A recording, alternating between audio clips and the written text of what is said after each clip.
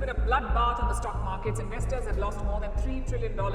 Now say that President Trump's tariffs will likely plunge the global economy into recession this year. Trade war sparked by Trump's new tariffs wiped $2.5 trillion in market value. Global markets plunged after President Donald Trump announced sweeping import tariffs, including a 10% rate on most countries starting April 5th. Trump जब से president बना है तब से बस अलग अलग धमकियां ही दे रहा है, लेकिन अब फाइनली ट्रम्प ने कुछ ऐसा कर दिया है जिसके बाद ये पूरी की पूरी दुनिया जिस तरीके से ट्रेड करती है, जैसे बिजनेस करती है, वो हमेशा के लिए बदल जाएगा। ऐसा इकोनॉमिक मूव वर्ल्ड वॉर 2 से लेके आज तक किसी भी प्रेसिडेंट ने नहीं किया है। इस एक मूव के बाद एक ही दिन में यूएस मार्केट्स में $3 ट्रिलियन की वेल्थ वाइप आउट हो गई। To give you a perspective, हमारा बीएसई इंडेक्स का टोटल मार्केट कैप ही $4 ट्रिलियन है और यहाँ पे यूएस मार्केट्स में एक दिन में 3 ट्रिलियन की वेल्थ खत्म हो गई। इसी से पता चलता है कि ये पर्टिकुलर सिचुएशन कितनी ज़्यादा सीरियस है। बड़े बड़े यूएस स्टॉक्स जैसे कि एप्पल और अमेजॉन 10% तक गिर गए, शॉपिफाई 20% गिर गया, नाइकी पिछले कुछ हफ्तों में 30% तक गिर गया। एंड हर जगह यूएस के रिसेशन की बात चल रही है। We all know this famous quote, when US sneezes the entire world catches cold। इसीलिए US जो भी कर रहा है वो हमारे लिए ऑटोमेटिकली बहुत ही ज़्यादा रेलेवेंट हो जाता है। Hello everyone, I am CA Harshita Iyer and welcome back to the Smart Money Club. आज के वीडियो में मैं बहुत ही ज़्यादा सिंपल लैंग्वेज में आपको ये पूरी की पूरी सिचुएशन एक्सप्लेन करूंगी। ट्रम्प क्या कर रहा है, ट्रम्प ऐसा क्यों कर रहा है, एंड मोस्ट इंपॉर्टेंटली इसका इंडिया पे क्या इम्पैक्ट पड़ेगा, and how can you use this particular opportunity to make big money. Now before we start, अगर आप मार्केट से स्ट्रेस फ्री वे में पैसे कमाना चाहते हो अपने 9 to 5 जॉब या अपने फुल टाइम प्रोफेशन के साथ, तो हम एक मास्टर क्लास कंडक्ट कर रहे हैं जिसमें हम हमारा नो स्ट्रेस ट्रेडिंग ब्लूप्रिंट आपके साथ शेयर करेंगे, जिससे आप मिनिमम टाइम और एनर्जी डिवोट करके ऐसे ही बड़े बड़े मैक्रो शिफ्ट्स का बेनिफिट उठा पाओगे। The link for the registration is in the description. So coming back to Trump, 2 April को ट्रम्प ने अपने रेसिप्रोकल टैरिफ्स अनाउंस कर दिए थे। रेसिप्रोकल टैरिफ का मतलब क्या होता है? कंट्री ए कंट्री बी के ऊपर जितना भी टैरिफ यानी जितना भी टैक्स लगाएगी, कंट्री बी भी कंट्री ए के ऊपर उतना ही टैक्स लगाएगी। इसे हम रेसिप्रोकल टैरिफ कहते हैं। They do it to us and we do it to them। यानी बेसिकली दूसरी कंट्रीज जो यूएस के गुड्स के ऊपर टैक्स लगाएगी, यूएस भी दूसरी कंट्रीज से आने वाले गुड्स के ऊपर उतना ही टैक्स लगाएगा, यानी बेसिकली जैसे को तैसा। ट्रम्प ऐसा क्यों कर रहा है? क्योंकि उसे लगता है कि बाकी कंट्रीज यूएसए से बहुत ही ज्यादा अनफेयर है, एंड दैट इंक्लूड्स इंडिया। अगर मैं इंडिया का केस लूँ तो फॉर एग्जाम्पल मोटरसाइकिल, अगर आप यूएसए से कोई मोटरसाइकिल इंपोर्ट कर रहे हो, फॉर एग्जाम्पल हार्ली डेविडसन, अगर आप यूएसए से हार्ली डेविडसन खरीद रहे हो तो उसके ऊपर इंडिया 100% से भी ज़्यादा का टैक्स लेती है। अब वहीं पर अगर इंडिया से कोई बाइक बाहर यूएस पे जा रही है, फॉर एग्जाम्पल स्प्लेंडर, तो उस स्प्लेंडर पे यूएसए सिर्फ और सिर्फ 2.5% का टैक्स लेती है। तो यूएस का कहना है कि जो सामान तुम्हारी कंट्री से हमारी कंट्री में आ रहा है उस पर हम सिर्फ 2.5% का टैक्स ले रहे हैं, और जो सामान हम हमारी कंट्री से तुम्हारी कंट्री में भेज रहे हैं उस पर तुम 2.5% का टैक्स ले रहे हो। तो ये तो बिल्कुल भी फेयर नहीं हुआ ना, अगर हम यूएस के एंगल से देखें। यही चीज़ अल्कोहल के केस में भी है। यूएसए से आने वाली अल्कोहल के ऊपर इंडिया 150% का टैक्स लेती है, और वहीं पे इंडिया से एक्सपोर्ट होने वाले अल्कोहल के ऊपर अमेरिका कोई भी टैक्स चार्ज नहीं करती है। तो ये तो कहीं ना कहीं अनफेयर हो गया ना from the point of view of America. This becomes an opportunity for all the developing countries to dump their goods in USA at a very cheap price। यही चीज़ इंडिया भी कर रही थी, यही चीज़ वियतनाम भी कर रही थी, यही चीज़ थाईलैंड, चाइना, ये सारी की सारी कंट्रीज यूएसए के साथ कर रही थी। तो अब यूएसए कह रहा है कि ये चीज़ हम बिल्कुल भी कंटिन्यू नहीं होने दे सकते। इसकी वजह से अमेरिका जो है दिन पे दिन गरीब होता जा रहा है, इसीलिए हम हर कंट्री के ऊपर टैरिफ चार्ज करेंगे जो हमसे टैरिफ चार्ज कर रही है। So this is basically what is currently going on with the Trump situation. India के ऊपर यूएसए ने 26% का टैरिफ लगा दिया है। अब यहाँ पर आप देख सकते हो कि इंडिया के ऊपर तो फिर भी काफ़ी कम टैक्स लगाया गया है। अगर हम वियतनाम की बात करें तो उस पर 46% का रेसिप्रोकल टैरिफ डाला है, श्रीलंका पे 44% का, थाईलैंड पे 36% का, चाइना के ऊपर 34% का। चाइना के ऊपर तो सिर्फ रेसिप्रोकल टैरिफ 34% का डाला गया है। अगर हम सारे के सारे टैरिफ को मिला दे तो चाइना से आने वाले गुड्स के ऊपर यूएसए 65% से भी ज़्यादा का टैरिफ चार्ज कर रहा है। सो कंसिडरिंग दैट इंडिया के ऊपर तो फिर भी काफ़ी कम टैक्स लगाया गया है।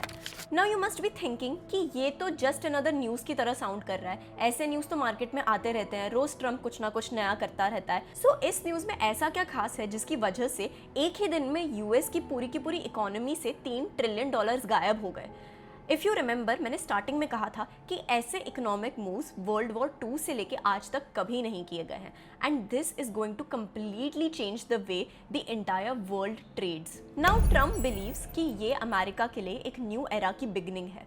वो इसे लिबरेशन डे भी बोल रहे हैं, यानी वो दिन जिसके बाद अमेरिका ट्रूली फ्री हो जाएगा और फिर से वर्ल्ड की ग्रेटेस्ट इकोनॉमी बन जाएगा। ट्रम्प का एक ही एजेंडा है, Make America wealthy again. American workers and businesses will be put first. Make America great again, यानी मागा। अब ये मागा अभी तक के अमेरिका के स्टांस से बहुत ही ज़्यादा डिफरेंट है। अमेरिका अभी तक पूरी की पूरी वर्ल्ड का बड़ा भाई बन के बैठा हुआ था, यानी अगर कोई भी दो कंट्रीज आपस में लड़ेंगी तो अमेरिका बीच में इंटरवीन करेगा इन दोनों की लड़ाई को रोकने के लिए। अपने इसी बड़े भाई के रोल को निभाने के लिए यूएसए बहुत ज़्यादा पैसे खर्च करता है और बहुत सारी अलग अलग चीज़ें करता है, जैसे कि यूरोप, एशिया, मिडिल ईस्ट, यहाँ पे अपने मिलिट्री बेसिस सेटअप करना, ग्लोबल सी रूट्स जिससे मेजॉरिटी इंपोर्ट एक्सपोर्ट होते हैं, जैसे कि क्रूड ऑयल, फूड, वेजिटेबल, ये सब जिस रास्ते से इंपोर्ट और एक्सपोर्ट होते हैं इस रास्ते को प्रोटेक्ट करके रखना। इंटरनेशनल इंस्टीट्यूशंस जैसे कि IMF, वर्ल्ड बैंक, ये सारे इंस्टीट्यूशंस को पैसे देना, इनका हेड की तरह एक्ट करना, ये सारी की सारी चीज़ें यूएसए करता है अपने बिग ब्रदर इमेज को बनाकर रखने के लिए। But the question here is, USA ऐसा करता क्यों है? The answer is very simple, पैसे कमाने के लिए। अगर पूरी दुनिया पीसफुल होगी, स्टेबल होगी, ओपन वॉर्स नहीं चल रहे होंगे कंट्रीज के बीच में, तो ऐसी दुनिया ट्रेड के लिए परफेक्ट होगी। यूएस चाहता है कि कंट्रीज के बीच में ग्लोबल ट्रेड होता रहना चाहिए। इससे नंबर 1, यूएस डॉलर हमेशा करेंसी किंग रहेगा। नंबर 2, यूएस की कंपनीज को भी ग्लोबल मार्केट्स का एक्सेस मिलेगा। अल्टीमेटली अगर कंट्रीज आपस में ज़्यादा से ज़्यादा ट्रेड करेंगी तो डॉलर हमेशा स्ट्रॉन्ग रहेगा और अल्टीमेटली फ़ायदा यूएस का होगा। इसीलिए यूएसए को कोई प्रॉब्लम नहीं थी अपनी बड़ी भाई वाली इमेज को मेंटेन करने में, भले ही उसमें कितने भी रिसोर्सेज जा रहे हो, कितना भी मिलिट्री जा रहा हो, कितना भी पैसा खर्च करना पड़ा हो, US was okay with it, क्योंकि यूएसए का अल्टीमेट एजेंडा है पैसे कमाना और पूरी की पूरी वर्ल्ड में अपना कंट्रोल एस्टैब्लिश करके रखना। ये एक समरी थी कि अभी तक अमेरिका कैसे ऑपरेट कर रहा था।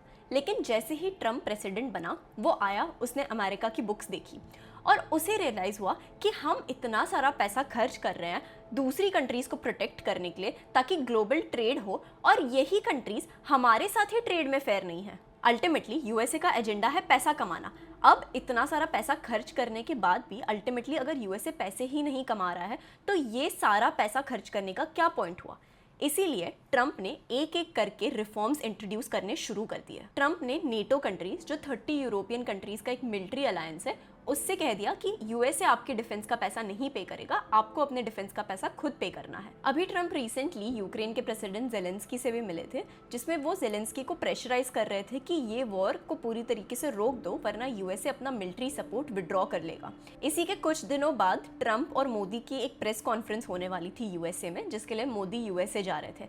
एंड जब मोदी ऑन द वे ही थे, उसी के कुछ घंटों पहले ही ट्रम्प ने अनाउंसमेंट कर दी रेसिप्रोकल टैरिफ की on India. So this shows how aggressive Trump is getting, and Trump पूरी तरीके से सेल्फिश हो चुके हैं। ट्रम्प अब नहीं बोल रहा है कि इंडिया मेरा दोस्त है या यूक्रेन मेरा दोस्त है। ट्रम्प का कहना बहुत ही ज़्यादा सिंपल है, जो कंट्रीज़ हमारे साथ अच्छा करेगी हम उन कंट्रीज़ के साथ में अच्छा करेंगे। Now let's come to the main question, हम इस ट्रम्प सिचुएशन का बेनिफिट कैसे उठा सकते हैं और इंडिया के ऊपर इस पर्टिकुलर सिचुएशन का क्या इम्पैक्ट होगा। सबसे पहले ओवरऑल इम्पैक्ट के बारे में बात करते हैं। इस वक्त इंडिया बहुत ही ज़्यादा एडवांटेजियस पोजीशन पे है। अगर हम इंडिया के कॉम्पिटिटर्स के बारे में बात करें, फॉर एग्जांपल चाइना के ऊपर ट्रम्प ने ओवरऑल 65% का टैरिफ लगा दिया है, वियतनाम के ऊपर 47% का, थाईलैंड पे 37% का, इंडोनेशिया पे 36% का।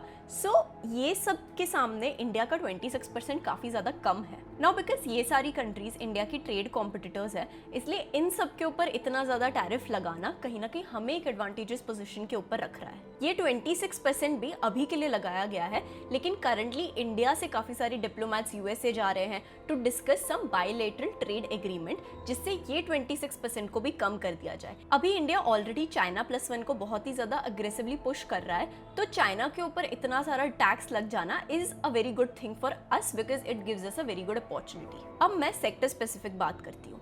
सबसे पहला सेक्टर है टेक्सटाइल सेक्टर।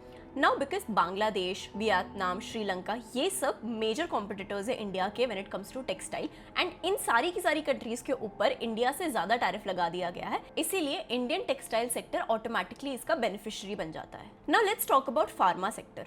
जब ये टैरिफ अनाउंसमेंट्स हुई थी ऑन 2 अप्रैल, उस टाइम तो ये कह दिया गया था कि फार्मा के ऊपर कोई टैक्स नहीं लगने वाला है। बट आज के दिन, that is on 4 April, Trump कह रहे हैं कि फार्मा के ऊपर रेसिप्रोकल टैरिफ तो नहीं लगेगा, लेकिन कोई और टैरिफ लगने वाला है। अभी तक स्पेसिफिक डिटेल्स तो अनाउंस नहीं हुई है, बट इस न्यूज़ के आते ही majority pharma stocks were down 10-15%। अब बात करते हैं आईटी सेक्टर की।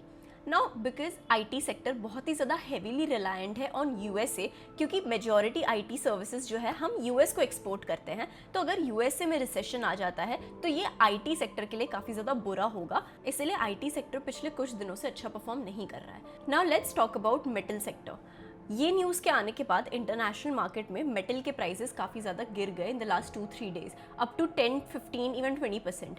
इस वजह से इंडिया की जो मेटल कंपनीज है वो भी बहुत ही ज़्यादा गिर गई। नाउ बिकॉज पूरी दुनिया में ट्रेड का स्ट्रक्चर काफ़ी ज़्यादा शिफ्ट हो रहा है, यूएसए बहुत ही ज़्यादा सेल्फिश हो रहा है, इस वजह से इंडिया की मेजॉरिटी ग्रोथ जो है वो डोमेस्टिक कंजम्पशन से ही ड्राइव होगी, at least in this very year. इसलिए जो भी कंज्यूमर फेसिंग बिजनेसेस है जैसे कि एफएमसीजी, कंज्यूमर गुड्स, फाइनेंशियल्स, ये सारे सेक्टर्स जो है are likely to perform very good in this very year. इस वक्त हमारी इकोनॉमी पूरी तरीके से कंजम्पशन ड्रिवन हो रही है।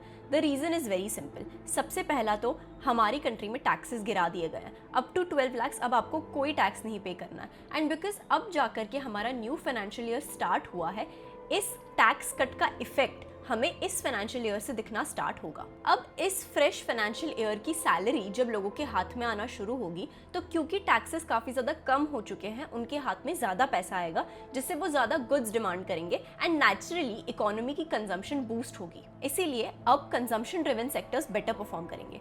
Another very major reason is कि क्योंकि अब इन्फ्लेशन पूरी तरीके से कंट्रोल में आ चुका है एंड आरबीआई ने ऑलरेडी एक रेट कट अनाउंस कर लिया है, इट इज़ एक्सपेक्टेड कि आगे भी आरबीआई रेट कट्स अनाउंस करने वाली है। इस रेट कट की वजह से और कंट्री में लिक्विडिटी बूस्ट होगी और कंजम्पशन ड्राइव होगा, which comes back again to our point कि consumer driven sectors will perform better. Now I have said this multiple times कि ये पर्टिकुलर पीरियड जिससे हम अभी गुजर रहे हैं, ये इंडिया के लिए एक गोल्डन एरा है। The reason is very simple.